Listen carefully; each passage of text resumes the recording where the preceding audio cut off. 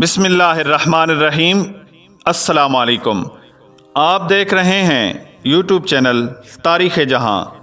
ناظرین، حضرت آدم علیہ السلام کی وفات کب اور کیسے ہوئی اور آپ کو کہاں دفن کیا گیا، یہ سب جاننے کے لیے ویڈیو کو آخر تک دیکھیں اور ہمارے چینل کو سبسکرائب کریں تاکہ آپ کو مزید اس طرح کی انفارمیٹیو ویڈیوز بر وقت موصول ہو سکیں۔ ناظرین، جب حضرت آدم علیہ السلام حابیل کی مصیبت میں بے قرار رہتے تھے، تب اللہ پاک نے حضرت جبرائیل علیہ السلام کو ان کی تسلی کے لیے بھیجا۔ انہوں نے حضرت آدم علیہ السلام کو بحکم خداوندی بتایا کہ اللہ ان کو ایک فرزند عطا کرے گا کہ جس کی نسل سے پیغمبر پیدا ہوں گے اور اس کا نام شیس ہوگا۔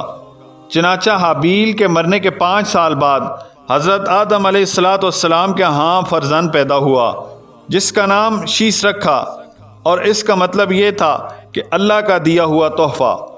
اور یہ نام رکھنے کی وجہ یہ ہے کہ حابیل کے مرنے کے بعد اللہ پاک نے ان کو حضرت شیس علیہ السلام عطا فرمائے۔ جب حضرت آدم علیہ السلام کی وفات کا وقت قریب آیا تو انہوں نے اپنے بیٹوں سے فرمایا کہ اے میرے بیٹو، میرے لیے جنت کے پھل کہیں سے ڈھونڈ کر لاؤ۔ تب وہ تلاش کے لیے نکل گئے تو انہیں سامنے سے فرشتے آتے ہوئے ملے کہ جن کے پاس حضرت آدم علیہ السلام کا کفن اور خوشبو تھی، اور ان کے پاس کدال اور ٹوکریاں بھی تھی۔ تب انہوں نے کہا کہ اے آدم کے بیٹو، تم کس چیز کے لیے یہاں آئے ہو اور کیا تلاش کر رہے ہو؟ تو انہوں نے کہا کہ ہمارے والد فرما رہے ہیں کہ ہمیں جنت کا میوہ کھانا ہے اور ہم وہ تلاش کر رہے ہیں۔ فرشتوں نے کہا کہ واپس چلے جاؤ، تمہارے والد فوت ہونے والے ہیں۔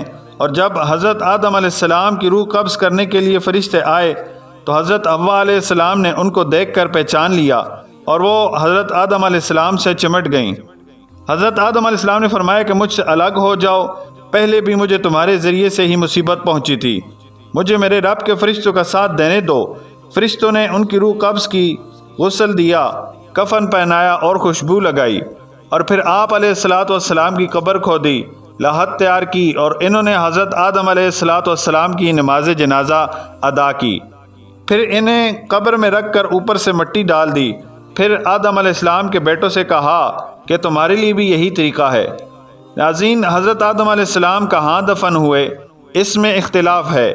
مشہور یہ ہے کہ انہیں انڈیا کے پاس سری لنکا میں دفن کیا گیا، اور ایک قول یہ بھی ہے کہ مکہ مکرمہ میں جبل ابی قیس میں دفن کیا گیا۔ اور بعض مفسرین یہ بھی کہتے ہیں کہ حضرت نوح علیہ السلام نے طوفان کے موقع پر حضرت آدم اور حضرت حوا کی میتوں کو ایک تابوت میں ڈال کر ایک کشتی میں رکھ لیا تھا، اور پھر طوفان کے بعد انہیں بیت المقدس میں دفن کیا گیا۔ ناظرین، حضرت آدم علیہ السلام نے اپنے بیٹوں کو وصیت کی کہ شیس علیہ السلام میرے قائم مقام رہیں گے، اور تم سب ان کی فرما برداری کرنا اور ان پر ایمان لانا۔ پھر سب نے اقرار کیا، اور پھر حضرت آدم علیہ السلام کی وفات کے بعد حضرت شیس علیہ السلام نے ان کے کام یعنی رشد و ہدایت اور تبلیغ کی ذمہ داری اٹھائی۔